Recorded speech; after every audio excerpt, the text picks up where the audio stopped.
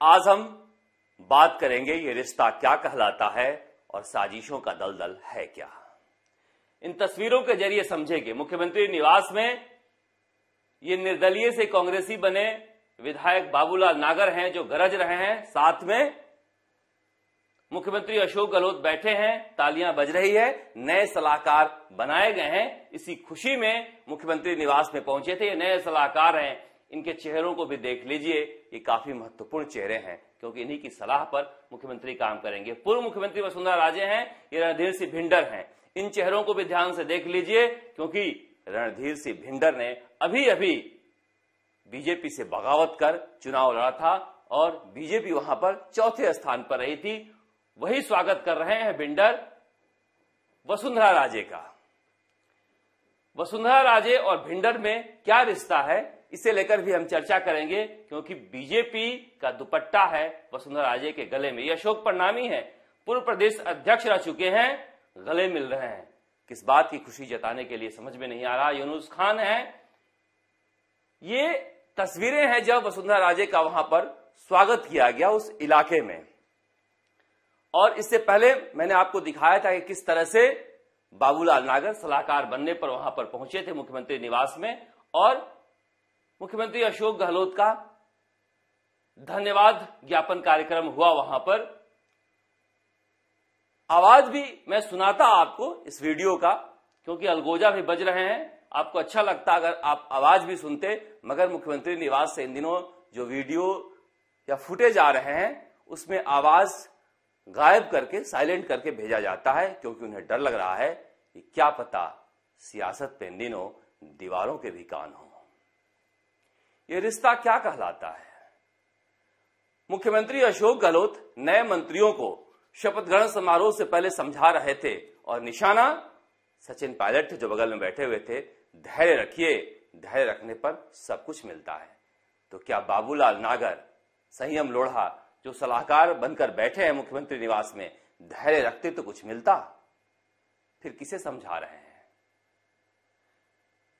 कांग्रेस के नेताओं को हराकर यह पहुंचे हैं और यह कांग्रेस सरकार को चलाने के लिए सलाह देंगे। यह बात मैं इसलिए कह रहा हूं कि मुख्यमंत्री अशोक गहलोत बार बार कहते हैं कि कांग्रेस ही उनका सब कुछ है और पार्टी ने उन्हें सब कुछ दिया है, पार्टी के लिए वो जिएंगे मरेंगे।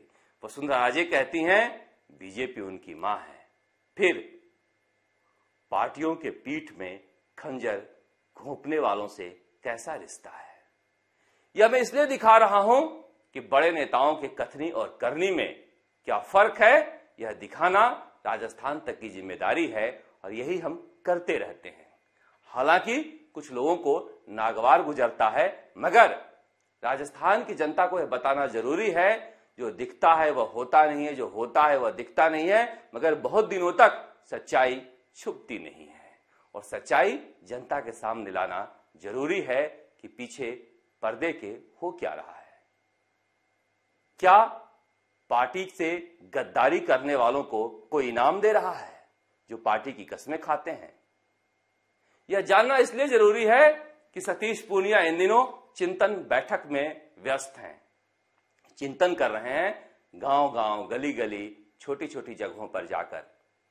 मगर वसुंधरा राजे एक लोकप्रिय चेहरा हैं और वह किन लोगों को साथ लेकर चल रही हैं। जैसे सतीश पूनिया को अगर आगे की राजनीति करनी है तो समझना चाहिए। लेकिन लौटते हैं कांग्रेस की राजनीति पर। सलाहकार बना दिए गए। पहले के जमाने में, राजा महाराजाओं के जमाने में, जब राजा महाराजा खुश होते थे तो गले से अपना मोतियों का हार तोड़कर खुश करने वाले के हाथों में डाल देते थे। इन दिनों क्या होता है, सियासत में नए महाराजा लोकतंत्र के खुश होते हैं तो जनता के खजाने में हाथ डाल देते हैं और खुश करने वाले पर न्योछावर करने लगते हैं। इतना हो हल्ला मचा कि अब सलाहकारों को क्या सहूलियत दी जाएगी उस पर सरकार ने चुप्पी साधना बेहतर समझा है। पहले तय हुआ था कि इन्हें भी कैबिनेट का दर्जा दिया जाएगा, मगर राजस्थान की जनता पहले से ही त्राहिमाम कर रही है। ऐसे में करोड़ रुपए बेगाड़ के सलाहकारों पर खर्च करने का क्या मतलब है? सबको पता है कि मुख्यमंत्री अशोक गहलोत को किसी की सलाह की दरकार नहीं है। इस विरोध के वजह से राजकुमार शर्मा इतने तिलमिला उठे कि वह कंगना रनौत तक को इस राजनीति में घसीट लाए। लेकिन समझना चाहिए कि जनता क्या चाहती है। जनता के लिए कांग्रेस बार बार सुशासन का वादा कर रही है। सुशासन का वादा जनता की गाढ़ी कमाई लुटाने से नहीं आने वाला है, और यह सोच कांग्रेस में बन रही है। इसीलिए कहा जा रहा है कि दिल्ली से एक बार संसदीय सचिवों की नियुक्ति पर ब्रेक लगा दिया गया है, क्योंकि मैसेज गलत जा रहा था कि रेवड़ियां बांटी जा रही है। जिन्होंने सचिन पायलट के खिलाफ कुछ बोला है, उन्हें दिल्ली से ब्रेक लगने के बाद मुख्यमंत्री अशोक गहलोत भी कुछ ब्रेक लिए हैं। गुजरात पहुंचे हैं स्वर्गीय अहमद पटेल की याद में कुछ कार्यक्रम में हिस्सा लेने के लिए, और वहां से वो मुंबई जाएंगे। बड़े दिनों बाद मुंबई जा रहे हैं, क्योंकि पहले वो ज्यादा जाया करते थे अपने दूसरे कार्यकाल में। तभी तो जब मुख्यमंत्री अशोक गहलोत वसुंधरा राजे पर कहते थे कि वह लंदन क्यों जाती हैं, तो वसुंधरा राजे कहती थी कि गहलोत मुंबई क्यों जाते हैं। लेकिन अच्छा लगा कि मुख्यमंत्री अशोक गहलोत कुछ फुर्सत के पल में मुंबई जा रहे हैं। इस बीच सचिन पायलट सक्रिय हो रहे हैं। सचिन पायलट का मालपुरा होते हुए अजमेर का दौरा है, उसके बाद दौसा का दौरा है, फिर तिजारा जाएंगे। यानी सचिन पायलट को अब लगने लगा है कि राजस्थान की राजनीति में जिंदा रहने के लिए, लोकप्रिय रहने के लिए जनता के दिलों में जगह बनानी होगी, और इसलिए अब उनके ऊपर कोई बोझ नहीं है। बोझ हल्का होने से वह हल्का महसूस कर रहे हैं, इसीलिए दौरे पर निकल गए हैं। बहुत सारे लोग आपत्ति जताते हैं कि आप सचिन पायलट को लेकर इतनी बातें क्यों करते हैं। देखिए, सचिन पायलट राजस्थान की सियासत की सच्चाई है, इसे आप मुंह मोड़ नहीं सकते। कौन मंत्री बनेगा, किसको क्या विभाग मिलेगा, यह सचिन पायलट के बिना तय नहीं हो रहा है। कांग्रेस मुख्यालय में जनता दरबार की मांग कांग्रेस आलाकमान से की, और इससे पहले उन्होंने करवाई भी थी, जो बंद कर दिया गया था। वापस से मंत्री बैठेंगे कांग्रेस दफ्तर में और कांग्रेस के कार्यकर्ताओं की सुनवाई करेंगे। सचिन पायलट की यही ताकत है जो कार्यकर्ताओं को पसंद आता है। पायलट के लिए एक अच्छी बात यह भी है कि उन्होंने 4 दलित कैबिनेट मंत्री बनवाया है। इसे लेकर पायलट खेमा बार बार हर जगह बोल रहा है कि हमने कांग्रेस के कोर वोट बैंक पर फोकस किया है, चाहे किसान हो, दलित हो या फिर आदिवासी हो। इसीलिए सचिन पायलट राजस्थान छोड़कर कहीं नहीं जा रहे हैं। कहीं चले भी गए कोई पद लेकर तो यहीं सक्रिय रहेंगे, क्योंकि उन्हें पता है कि अगर आगे मुख्यमंत्री बनना है तो 2023 जीतना जरूरी है।